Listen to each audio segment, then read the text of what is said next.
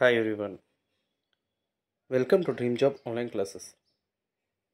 ఈరోజు ఇంటెలిజెన్సీ బ్యూరో సంబంధించి ministry of home affairs ఇందులో 10th పాస్ అయిన వాళ్ళకి పర్మనెంట్ జాబ్ నోటిఫికేషన్ అయితే వచ్చింది. ఆ నోటిఫికేషన్ గురించి కంప్లీట్ డీటెయిల్స్ అన్ని తెలుసుకుందాం. ఇది సెక్యూరిటీ అసిస్టెంట్స్ మోటార్ ట్రాన్స్పోర్ట్ సంబంధించింది అనమాట. అంటే మీకు లైట్ మోటార్ వెహికల్ లైసెన్స్ ఉంటే చాలు, అంటే కార్ లైసెన్స్ ఉన్న చాలు, 10th పాస్ అయి ఉంటే చాలు, మీరు అప్లై అయితే చేసుకోవచ్చు. దీనికి సంబంధించిన ఫుల్ డీటెయిల్స్ ఈ వీడియోలో నేను క్లియర్గా చెప్తాను. ఈ వీడియో మొత్తం కూడా మీరు చూడండి. ఒకవేళ మీకు లేకపోతే లైసెన్స్ లేకపోతే, ఈ ఎలిజిబిలిటీస్ లేకపోతే, మీకు తెలిసిన వాళ్ళకి ఎలిజిబిలిటీ ఉన్న వాళ్ళకి ఈ వీడియో షేర్ చేయండి. అలాగే మన టెలిగ్రామ్ గ్రూప్ జాయిన్ అవ్వండి. మన ఛానల్ కూడా సబ్స్క్రైబ్ చేసుకోండి. కింద డిస్క్రిప్షన్లో టెలిగ్రామ్ ఛానల్ యొక్క లింక్స్ అయితే ఇస్తాను, అందులో జాయిన్ అవ్వండి. అందులో ప్రీవియస్ ఇయర్ క్వశ్చన్ పేపర్స్ ఎలా వస్తాయి, క్వశ్చన్స్ ఇవన్నీ కూడా నేను మీకు అప్డేట్ అయితే చేస్తూ ఉంటాను. అండ్ నెక్స్ట్ ఇది సెక్యూరిటీ అసిస్టెంట్ మోటార్ ట్రాన్స్పోర్ట్ 2025 సంబంధించిన అఫీషియల్ నోటిఫికేషన్. ఇది మినిస్ట్రీ ఆఫ్ హోమ్ అఫైర్. మనకి ఏ స్టేట్లో అప్లై చేస్తే ఆ స్టేట్లోనే మనకు జాబ్ అనేది కూడా ఉంటుంది. ఆల్ ఇండియా ట్రాన్స్ఫర్స్ కూడా ఉంటాయి. సో మనకు వచ్చేసరికి మనం హైదరాబాద్ అండ్ ఆంధ్రప్రదేశ్ సంబంధించి మనం ఎలిజిబిలిటీ అనేది ఉంటుంది. మనకైతే ఆంధ్రప్రదేశ్ వాళ్ళకి ఆంధ్రప్రదేశ్, తెలంగాణ వాళ్ళకి హైదరాబాద్. సో హైదరాబాద్లో వచ్చేసరికి 7 వేకెన్సీస్ ఉన్నాయి. మీకు ఎన్ని వేకెన్సీస్ ఉన్నాయో చూడొద్దు, మీకు కావాల్సింది ఒక్క జాబ్ మాత్రమే, కానీ మంచి జాబ్ ఇది. అండ్ నెక్స్ట్ విజయవాడ వచ్చేసరికి 9 వేకెన్సీస్ ఉన్నాయి.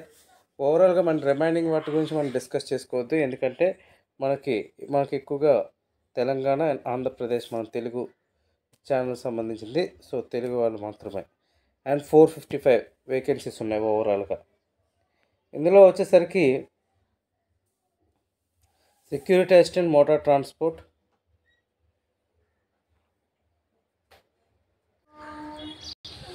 సో దీని డీటెయిల్స్ గురించి మొత్తం చూద్దాం ఒకసారి, మీరు క్లారిటీగా వినండి. దీనికి ఎంత శాలరీ వస్తుంది అండ్ ఈ సెంట్రల్ గవర్నమెంట్ బెనిఫిట్స్ ఎలా ఉంటాయి, దీనికి ఎలిజిబిలిటీస్ ఏంటి, ఇవన్నీ కూడా మనం చూద్దాం. ఫస్ట్ వచ్చేసరికి central government services group C non gazetted కింద వస్తుంది.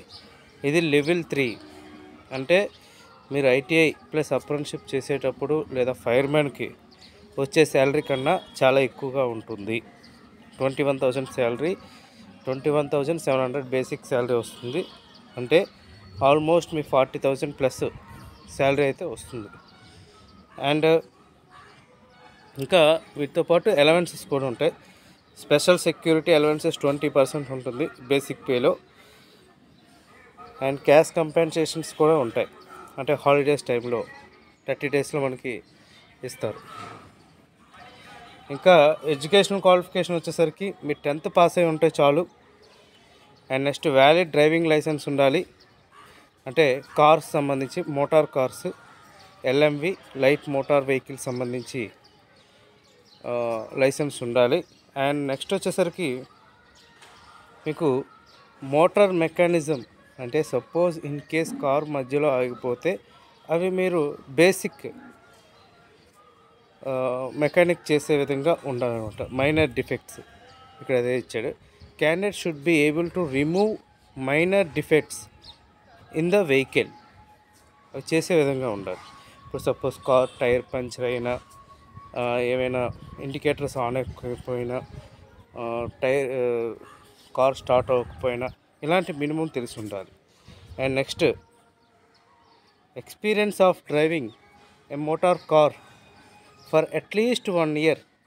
మీకు లైసెన్స్ వచ్చిన తర్వాత 1 year అయినా సరే మీకు లైసెన్స్ అంటే ఎక్స్పీరియన్స్ అనేది ఉండాలి.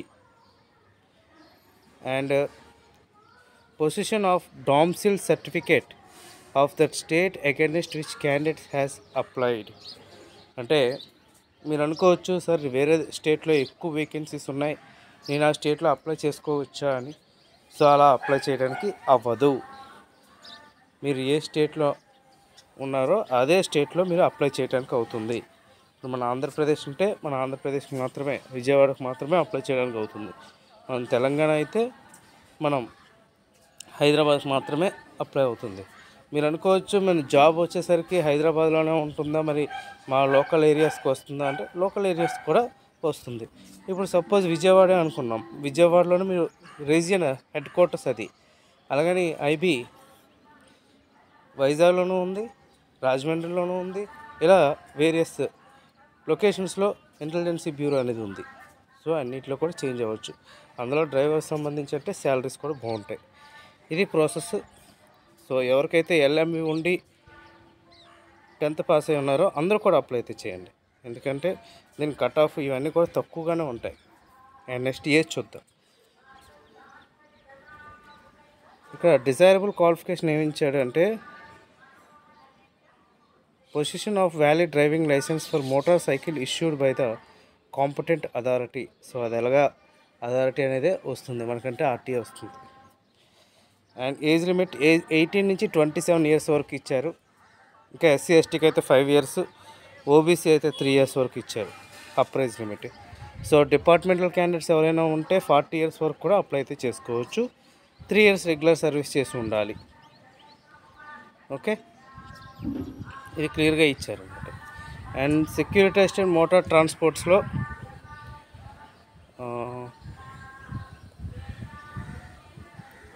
ఈ యొక్క వేకెన్సీస్ అనేది లైబుల్ టు చేంజ్, ఇంక్రీజ్ చేయొచ్చు లేదా డిక్రీజ్ చేయొచ్చు అని కూడా క్లియర్గా ఇచ్చారు.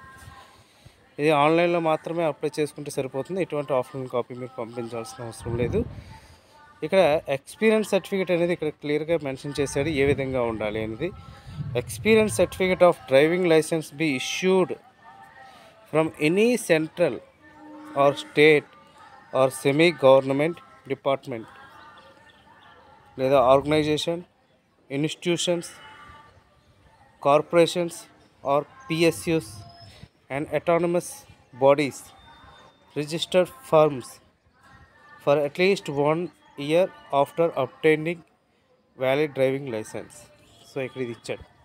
మీరు ఎక్కడ చేసినా పర్వాలేదు, కాకపోతే మీకంటూ రెప్యూటెడ్ ఆర్గనైజేషన్ అయితే ఉండాలి. సపోజ్ ఇప్పుడు ఇన్స్టిట్యూషన్స్ ఉన్నాయి, కొన్ని ఇన్స్టిట్యూషన్స్ ఉన్నాయి. ఇప్పుడు శ్రీ చైతన్య కొన్ని ఉన్నాయి, అవి రిపీటెడ్.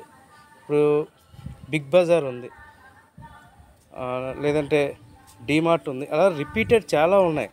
మీకు అందులో కార్ డ్రైవింగ్ సంబంధించి ఉంటే సరిపోతుంది experience.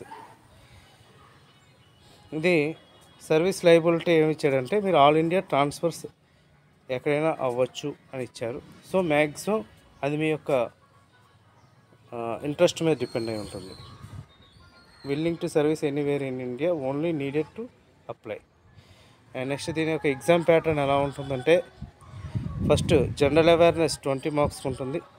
Basic transport or driving rules 20 marks ఉంటాయి.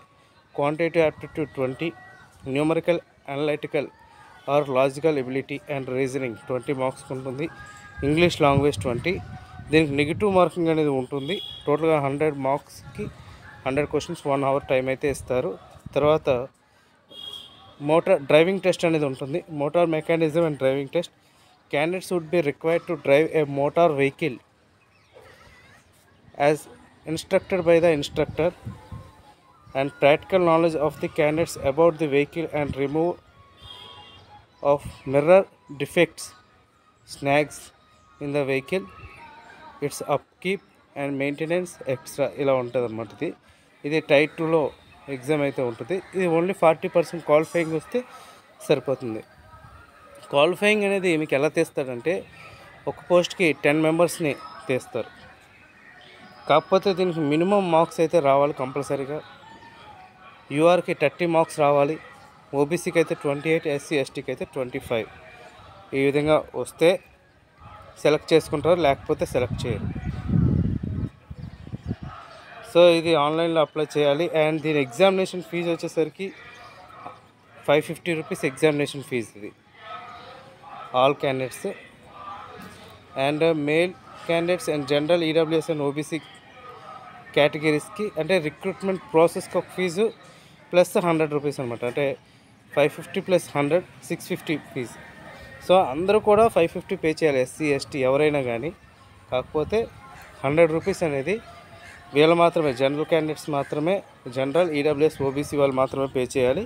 ఎస్సీ ఎస్టీ వాళ్ళు పే చేయని అవసరం లేదు. ఇక్కడ అదే ఇచ్చారు. సో ఎలా అప్లై చేయాలి ఏంటి అనేది మనం స్టార్ట్ అయ్యాక చూద్దాం. అండ్ దీని యొక్క లాస్ట్ డేట్ వచ్చేసరికి 28/9/2025 లాస్ట్ డేట్. ఆన్లైన్లో ఆల్రెడీగా ఆన్లైన్ స్టార్ట్ అయింది. 30th నుంచి స్టార్ట్ అయింది. సారీ, మీరు ఒకసారి చెక్ చేసుకోండి.